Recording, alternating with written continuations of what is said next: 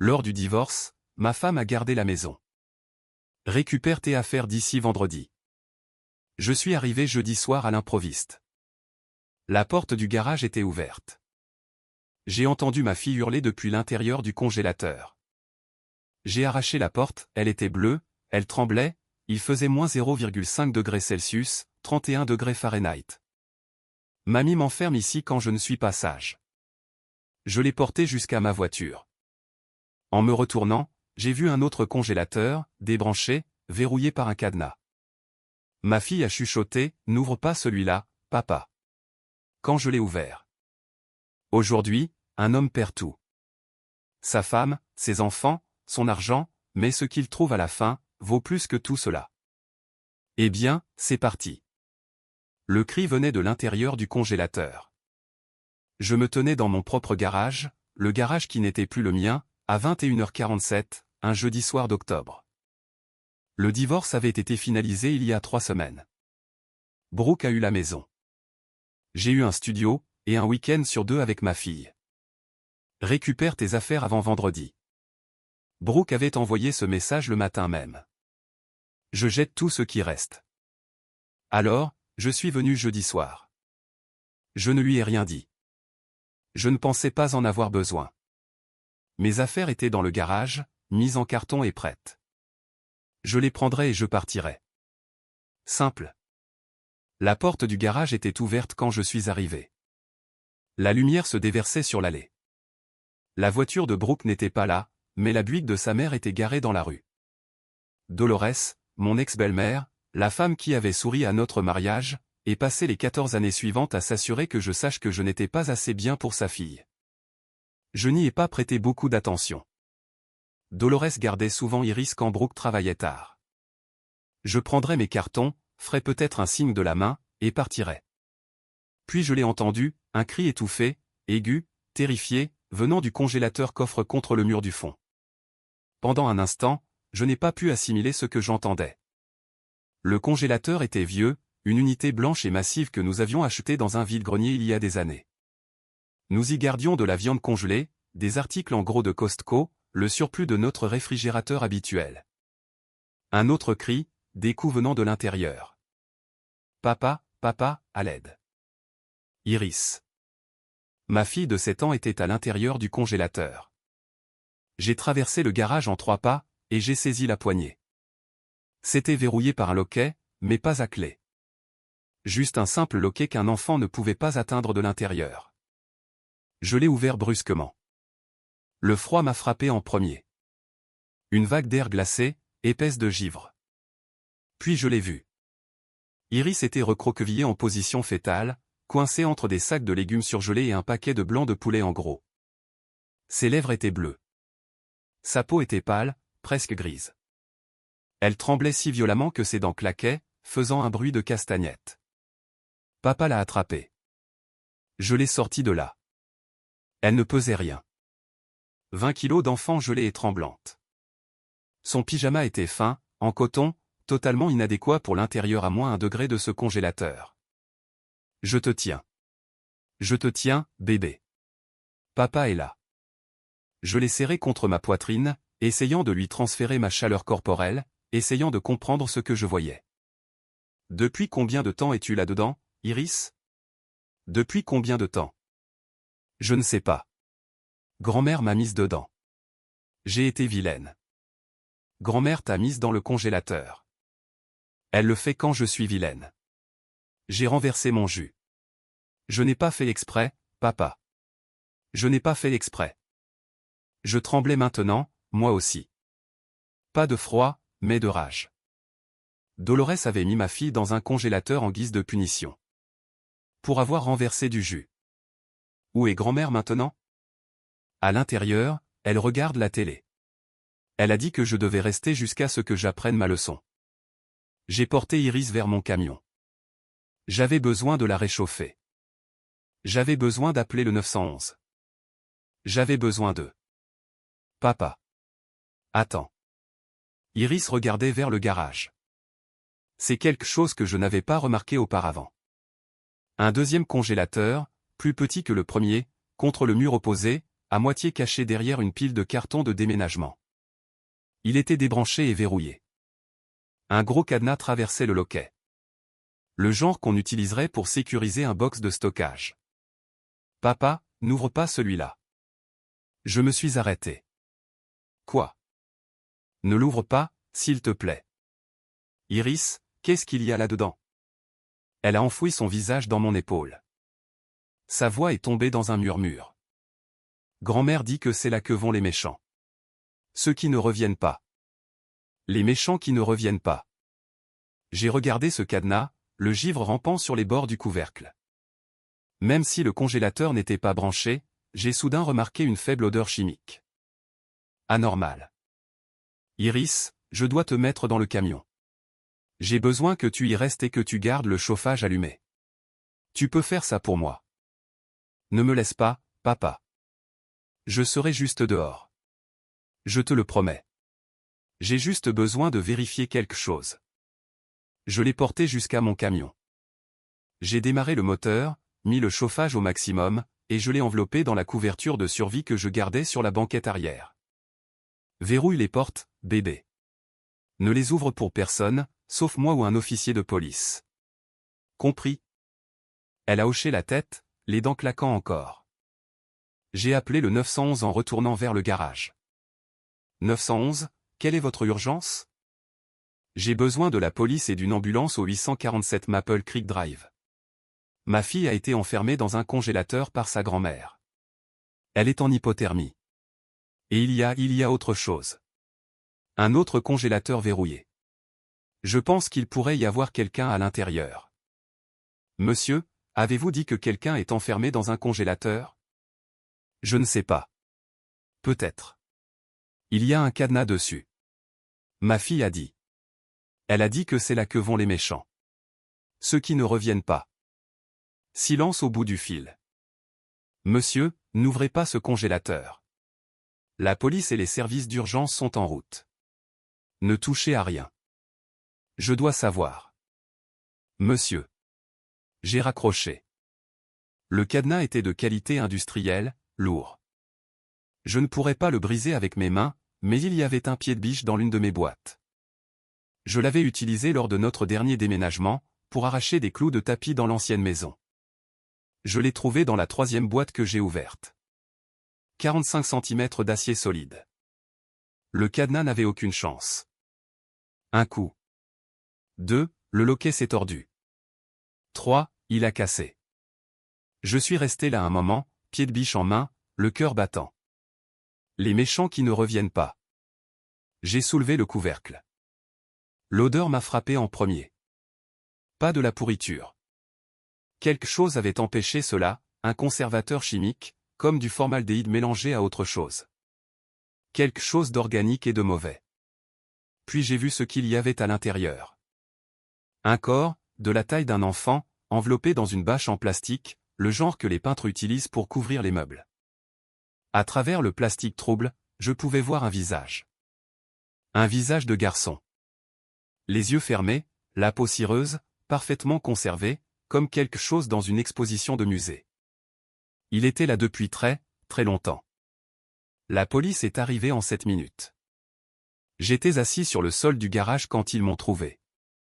Je ne pouvais pas me lever, ne pouvais pas bouger, ne pouvais pas m'arrêter de fixer ce congélateur, et ce qu'il y avait à l'intérieur.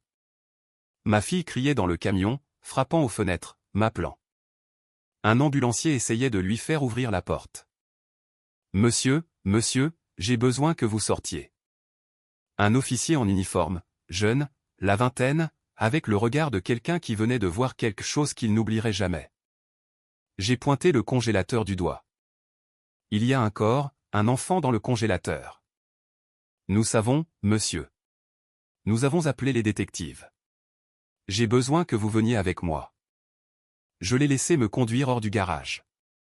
L'air de la nuit semblait faux, trop chaud, trop normal. Les lumières rouges et bleues peignaient les maisons de Maple Creek Drive.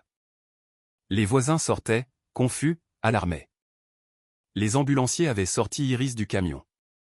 Elle était enveloppée dans des couvertures thermiques, un masque à oxygène sur le visage. Quand elle m'a vu, elle a tendu la main. Papa.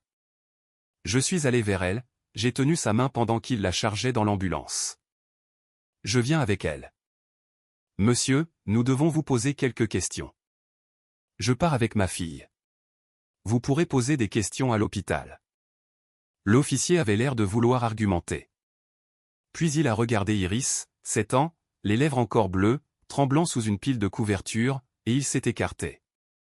Je suis monté dans l'ambulance. Les portes se sont fermées, alors que nous démarrions, j'ai vu Dolores Vance debout dans l'embrasure de la porte d'entrée de la maison, en train de regarder. Son visage ne montrait rien. Pas de choc, pas de culpabilité, pas de peur, juste rien. Comme un masque avec personne derrière. La température corporelle centrale d'Iris était de 32,8 degrés Celsius quand nous avons atteint l'hôpital. La normale est de 37 degrés Celsius. En dessous de 35 degrés Celsius, c'est l'hypothermie. En dessous de 32 degrés Celsius, c'est une hypothermie sévère, potentiellement mortelle. Ma fille avait été à quelques minutes de mourir. Les médecins l'ont réchauffée lentement. Trop vite, cela pourrait causer un arrêt cardiaque, ont-ils expliqué. Couverture chauffante, fluide 4 chaud, surveillance attentive. Il a fallu 4 heures avant que sa température ne se stabilise. Je suis resté assis à côté de son lit tout le temps. Monsieur Crane. Un détective est apparu dans l'embrasure de la porte. La cinquantaine, cheveux gris, des yeux fatigués qui en avaient trop vu. Détective Roland Vickers, je sais que c'est un moment difficile, mais je dois vous poser quelques questions. Est-ce que ma fille va s'en sortir? Les médecins disent qu'elle se rétablira complètement. Elle a de la chance que vous l'ayez trouvée quand vous l'avez fait. Chanceuse? J'avais presque attendu jusqu'à vendredi. J'avais presque laissé Brooke jeter mes affaires plutôt que de faire face à la gêne de la voir. Si j'avais attendu un jour de plus, ma fille serait morte. Le congélateur, ai-je dit. Le deuxième. Qui avait-il dedans? Le détective Vickers a tiré une chaise, et s'est assis lourdement. Nous traitons toujours la scène, mais je peux vous dire que nous avons trouvé des restes humains. Un enfant de sexe masculin, d'environ 8 à 10 ans. D'après l'examen préliminaire, le corps est là depuis très longtemps. Des décennies, peut-être. Des décennies. Nous en saurons plus après l'autopsie. Mais monsieur Crane, je dois vous demander. Aviez-vous connaissance de ce congélateur ou de son contenu? Non. Dieu, non. Nous avons acheté la maison en 2018. Brooke l'a eu dans le divorce. Ce congélateur n'était pas là quand j'ai déménagé il y a 6 mois. Quand avez-vous déménagé? Mars. Le 15 mars. Et vous n'êtes pas revenu depuis. Je récupérais Iris pour les visites, mais je ne rentrais jamais à l'intérieur. Brooke ne me laissait pas faire. Elle amenait Iris jusqu'à la voiture. Avez-vous déjà rencontré le fils de Madame Vance? J'ai cligné des yeux. Quoi? Dolores Vance a eu 2 enfants. Votre ex-femme Brooke, et un frère aîné nommé Timothy. Timothy Vance. Non. Brooke m'a dit que son frère était mort quand elle était jeune. Une sorte d'accident. Elle n'a jamais voulu en parler. Le détective Vickers est resté silencieux un moment. Timothy Vance a été porté disparu en août 1992. Il avait 9 ans. La famille a prétendu qu'il s'était enfui de la maison. Son corps n'a jamais été retrouvé. La pièce a tangué. Vous pensez que le corps dans le congélateur? Nous aurons besoin des dossiers dentaires pour confirmer, mais l'évaluation préliminaire suggère que les restes correspondent à un enfant décédé il y a environ 32 ans. 32 ans. Dolores avait gardé le corps de son fils dans un congélateur pendant 32 ans. Et puis elle avait mis ma fille dans un congélateur, aussi. Où est-elle? Ma voix est sortie comme un grognement. Où est Dolores? En détention. Elle ne parle pas. Elle a demandé un avocat immédiatement. Et Brooke, mon ex-femme. Nous essayons de la localiser. Son téléphone tombe sur la messagerie vocale. Savez-vous où elle pourrait être? Elle était censée être au travail. Elle travaille tard parfois, dans une agence de marketing au centre-ville. Nous avons contacté son employeur. Elle a quitté le bureau à 17 heures. Personne ne l'a vue depuis. Brooke était portée disparue. Dolores était en détention, et il y avait un corps vieux de 32 ans dans mon garage. Mon ancien garage, le garage où ma fille avait été enfermée dans un congélateur pour mourir. Je dois passer un coup de fil, ai-je dit. Le détective Vickers a hoché la tête. Nous parlerons davantage demain. Reposez-vous, monsieur Crane. Votre fille a besoin de vous. Il est parti. J'ai regardé Iris, qui dormait maintenant, la couleur revenant lentement sur ses joues, et j'ai commencé à passer des appels. Je m'appelle Mitchell Crane. Je dois vous dire comment j'ai fini dans ce garage. Cette nuit-là, à ce moment-là, je dois vous parler de Brooke et Dolores, et des 14 années que j'ai passées marié à une femme dont la famille détenait des secrets plus sombres que je n'aurais pu l'imaginer. Je suis né en 1982 à Aurora, dans le Colorado. Famille de col bleu, éducation ouvrière. Mon père travaillait dans un centre de distribution. Ma mère était réceptionniste dans un cabinet dentaire. Rien de spécial, mais stable, aimant. J'ai rencontré Brooke Vance en 2008, à la fête d'anniversaire d'un ami. J'avais 26 ans, je travaillais comme superviseur d'entrepôt, et je gagnais correctement ma vie pour un gars sans diplôme universitaire. Elle avait 23 ans, commençait tout juste sa carrière dans le marketing, belle d'une manière qui me rendait nerveux à l'idée de lui parler. Nous sommes sortis ensemble pendant 2 ans, nous nous sommes mariés en 2010. J'avais 28 ans, elle en avait 25. Sa famille était petite, juste Brooke et sa mère, Dolores. Son père était parti quand Brooke avait 12 ans, avait déménagé en Californie, et était mort d'une crise cardiaque en 2005. Et son frère Timothy s'était enfui quand elle avait 7 ans. On ne parle pas de Tim, m'avait dit Brooke au début de notre relation. Ça a détruit ma mère. Elle ne s'en est jamais remise. J'ai compris, ou cru comprendre. Les familles ont des tragédies. On ne remue pas le couteau dans les vieilles plaies. Alors, je n'ai pas posé de questions, je n'ai pas insisté. J'ai laissé cette partie de son histoire rester close. Dolores était étrange dès le début, froide, dominatrice. Elle a souri à notre mariage, mais ses yeux ne se sont jamais réchauffés. Elle venait souvent après la naissance d'Iris en 2017. Toujours avec des critiques, toujours avec des suggestions sur la façon dont nous faisions mal les choses. Vous êtes trop mou avec elle, disait-elle à Brooke. Les enfants ont besoin de discipline, de structure, de conséquences. Conséquences ? Je pensais qu'elle voulait dire des temps morts au coin. Peut-être pas de dessert après le dîner. Je ne savais pas qu'elle voulait dire des congélateurs. Le mariage a commencé à s'effondrer en 2023. Pas de façon dramatique. Nous n'avons pas eu de dispute hurlante ni de vaisselle jetée. Nous avons juste dérivé. Brooke est devenue distante, préoccupée, passant plus de temps au travail, plus de temps avec sa mère. J'ai essayé de lui parler. Elle a dit que je m'imaginais des choses. J'ai suggéré une thérapie. Elle a dit que nous n'en avions pas besoin. En mars 2024, nous dormions dans des chambres séparées. En avril, elle a demandé le divorce. Je ne me suis pas battu. Peut-être que j'aurais dû, mais j'étais fatigué. Fatigué d'essayer de me connecter avec quelqu'un qui continuait de s'éloigner. Le divorce a été finalisé en septembre 2024. Brooke a eu la maison, la garde principale d'Iris, et des pensions alimentaires qui allaient étirer mon budget jusqu'à la rupture. J'ai eu un week-end sur 2 avec ma fille, et une unité de stockage pleine de souvenirs. Récupère tes affaires avant vendredi. Ce texto est arrivé le 17 octobre 2024. J'y suis allé le jeudi, et j'ai trouvé ma fille en train de mourir dans un congélateur. Brooke est arrivée à l'hôpital à 3 heures du matin. Je somnolais dans la chaise à côté du lit d'Iris, quand la porte s'est ouverte et qu'elle est entrée.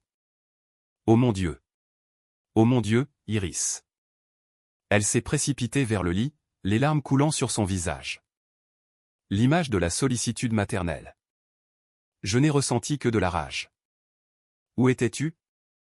J'étais avec une amie. Mon téléphone n'avait plus de batterie. Je viens juste d'entendre ce qui s'est passé. Mitchell, quoi? Ta mère a mis notre fille dans un congélateur. Tu étais au courant de ça? Quoi? Non, bien sûr que non. Elle a dit, grand-mère me met là-dedans quand je suis vilaine. Comme si c'était la routine. Comme si ça arrivait tout le temps. Le visage de Brooke s'est décomposé. Je ne savais pas. Je jure que je ne savais pas. Tu as laissé notre fille seule avec cette femme, pendant que tu sortais avec des amis. Maman la garde tout le temps. Elle a toujours été. Elle a toujours été. Elle a toujours été quoi, Brooke? Cruelle, dominatrice, abusive. Elle est stricte. C'est différent. Elle a enfermé une enfant de 7 ans dans un congélateur pour avoir renversé du jus. Ce n'est pas strict. C'est de la torture. Brooke sanglotait maintenant. Je m'en fichais. Il y a autre chose. La police te l'a dit? Me dire quoi? Ils ont trouvé un corps dans un autre congélateur dans le garage. Brooke s'est figé. Les sanglots se sont arrêtés. Quoi? Un corps d'enfant conservé. Il pense que ça pourrait être Timothy. Son visage a fait quelque chose d'étrange alors. Il s'est effondré de l'intérieur, comme un immeuble en implosion. Ce n'est pas possible. La police pense que si. Ils font des tests maintenant. Tim s'est enfui. Il s'est enfui quand j'avais 7 ans. Et maman a dit. Qu'est-ce que ta mère a dit, Brooke? Qu'est-ce qu'elle t'a dit exactement sur ce qui est arrivé à ton frère? La bouche de Brooke s'est ouverte, fermée, ouverte à nouveau. Elle a dit qu'il était méchant. Que les enfants méchants s'en vont et ne reviennent pas. Que si je n'étais pas sage, je m'en irais aussi. Les méchants qui ne reviennent pas. Les mêmes mots qu'Iris avait utilisés. Brooke, est-ce que ta mère t'a déjà puni en te mettant dans un espace confiné, un placard, une boîte, n'importe quoi de ce genre? Silence. Brooke. La cave, a-t-elle chuchoté. Quand j'étais petite, si j'étais vilaine, elle me mettait dans la cave, dans le noir, parfois pendant des heures. T'as-t-elle déjà mise dans un congélateur? Non, nous n'avions pas de congélateur coffre quand j'étais jeune. Juste un réfrigérateur ordinaire. J'ai fixé mon ex-femme. Cette femme avec qui j'avais été marié pendant 14 ans. Cette femme avec qui j'avais construit une vie, eu un enfant. Je ne l'avais jamais connue du tout. La police va vouloir te parler. Je sais. Tu dois tout leur dire sur la cave. Sur la façon dont ta mère te disciplinait. Tout. Je ne peux pas. Notre fille a failli mourir ce soir, Brooke. Et il y a un enfant mort dans ton garage qui pourrait être ton frère. Tu n'as plus le droit de protéger ta mère. Brooke a regardé Iris, notre fille dormant paisiblement maintenant, la couleur revenue sur ses joues. Quelque chose a changé dans son expression. D'accord, a-t-elle dit doucement. Je leur dirai tout. Le corps dans le congélateur était Timothy Vance. Les dossiers dentaires l'ont confirmé 3 jours plus tard. Le garçon de 9 ans qui s'était enfui en août 1992 était mort tout ce temps. Cause du décès, traumatisme contondant à la tête. Le médecin légiste a estimé qu'il avait été tué quelques heures après sa disparition signalée. Dolores l'avait porté disparu, avait joué la mère éplorée, accepté la sympathie et les plats cuisinés des voisins, et tout ce temps, le corps de son fils était dans un congélateur dans son sous-sol. Quand elle a vendu son ancienne maison en 2019, elle a fait transporter le congélateur dans le garage de Brooke, prétendant qu'il contenait un héritage familial dont elle ne pouvait se séparer. Brooke a juré qu'elle n'avait jamais regardé à l'intérieur, n'avait jamais demandé pourquoi sa mère avait besoin de garder un congélateur débranché et cadenassé dans le garage de sa fille. Peut-être qu'elle disait la vérité. Peut-être qu'elle avait passé tellement d'années à ne pas poser de questions, que l'habitude était indestructible. De toute façon, ça n'avait pas d'importance. Ma fille avait failli mourir. Sa grand-mère avait essayé de la tuer de la même manière qu'elle avait tué son propre fils 32 ans plus tôt. Dolores Vance a été inculpée de meurtre au premier degré pour la mort de Timothy Vance, de tentative de meurtre dans le cas d'Iris Crane, de maltraitance d'enfants, de séquestration, et d'entrave à la justice pour les décennies de mensonges sur la disparition de son fils. Elle n'a jamais avoué, n'a jamais expliqué, n'a jamais montré un moment de remords. Son psychiatre nommé par le tribunal lui a diagnostiqué un trouble de la personnalité antisociale sévère, un manque total d'empathie, une incapacité à voir les autres personnes, même ses propres enfants, comme pleinement humains.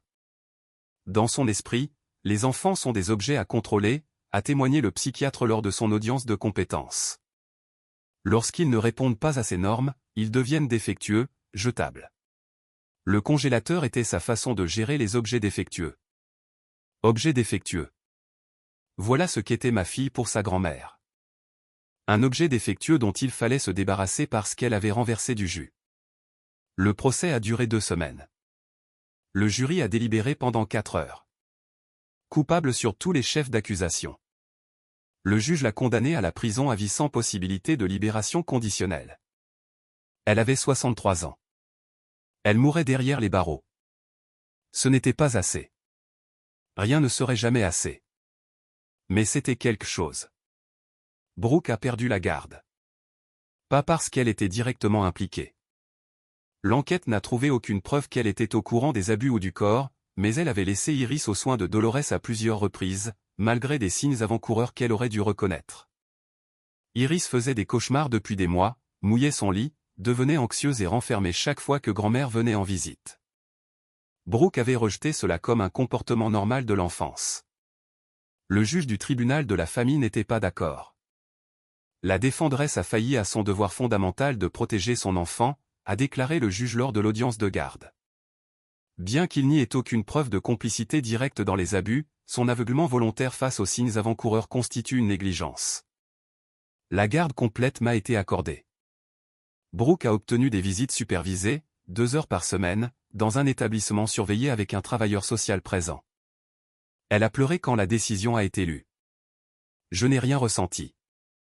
Nous avons déménagé à Westminster, une petite maison dans une rue calme, 2 chambres, une salle de bain, une arrière-cour avec une balançoire que j'ai construite moi-même au cours d'un long week-end. Pas de garage. Je ne pouvais plus regarder les garages. Iris a commencé une thérapie 3 jours après avoir quitté l'hôpital. Une psychologue pour enfants nommée Dr Amara Okonko, spécialisée dans les traumatismes. Elles se sont rencontrées 2 fois par semaine au début, puis chaque semaine à mesure qu'Iris se stabilisait. Les cauchemars étaient mauvais au début. Elle se réveillait en hurlant, convaincue qu'elle était de retour dans le congélateur, convaincue qu'elle allait mourir. Je la tenais jusqu'à ce qu'elle se calme, lui rappelais qu'elle était en sécurité, que grand-mère était en prison, que je ne laisserais plus jamais, jamais personne lui faire du mal. Promis, papa. Promis, bébé. Les cauchemars se sont estompés avec le temps. Pas complètement. Ils reviennent encore parfois, surtout quand elle est stressée, mais ils sont moins fréquents maintenant, moins intenses. Le docteur Okonko dit qu'elle est résiliente. Que les enfants ont une capacité incroyable à guérir lorsqu'ils se sentent en sécurité et aimés. J'essaie de lui faire ressentir les deux. L'enquête sur la mort de Timothy a révélé plus que quiconque ne s'y attendait.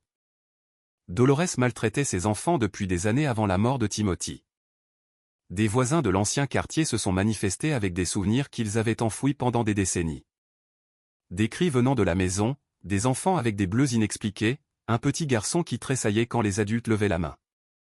Nous aurions dû dire quelque chose, a déclaré un voisin à la police. Mais à l'époque, les gens ne se mêlaient pas des affaires de famille. On se disait que ce n'était pas si grave, que les enfants exagéraient. Timothy n'exagérait pas. Il était battu régulièrement, enfermé dans des placards pendant des heures, privé de nourriture en guise de punition.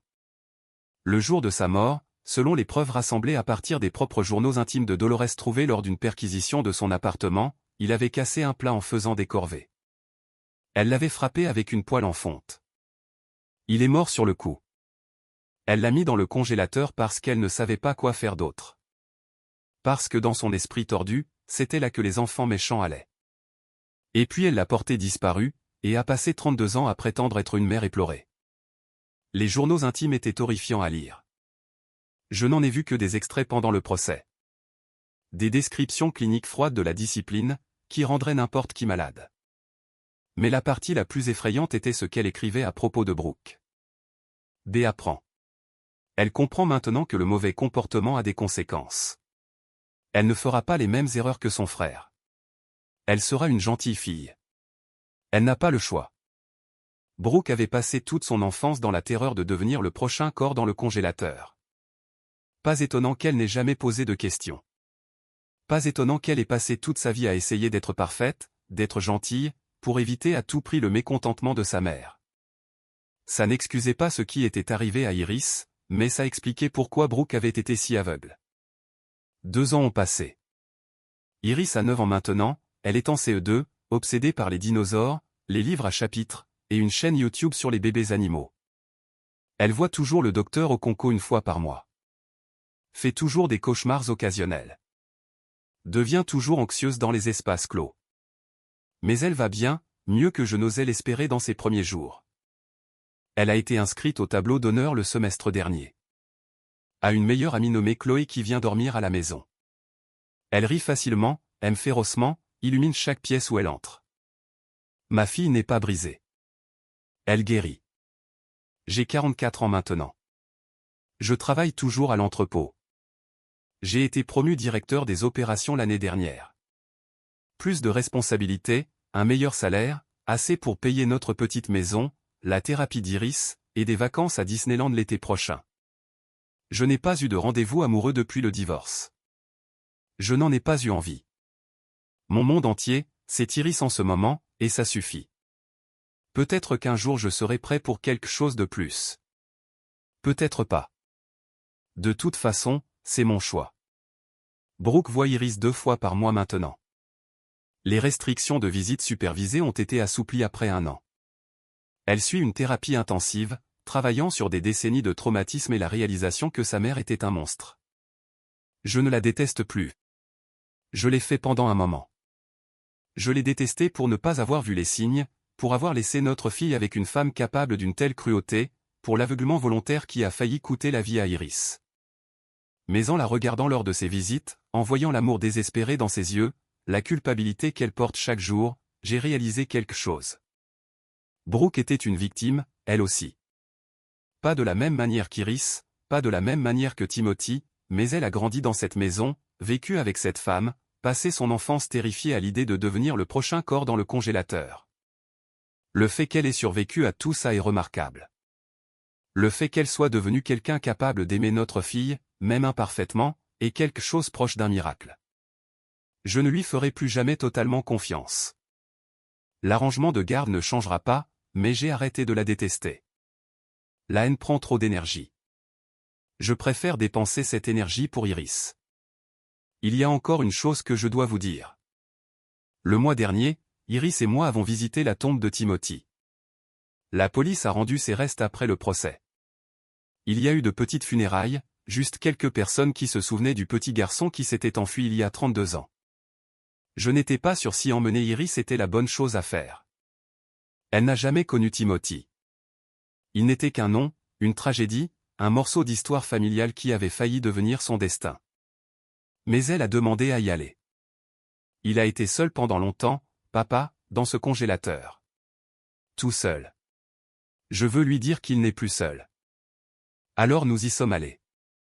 Le cimetière était calme, tôt le matin, juste nous et le gardien ratissant des feuilles au loin.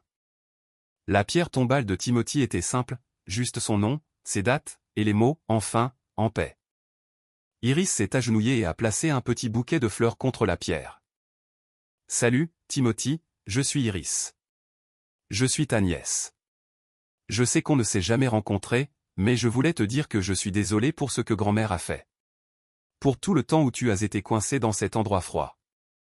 Elle est restée silencieuse un moment. J'étais dans un endroit froid, moi aussi, mais mon papa m'a trouvé.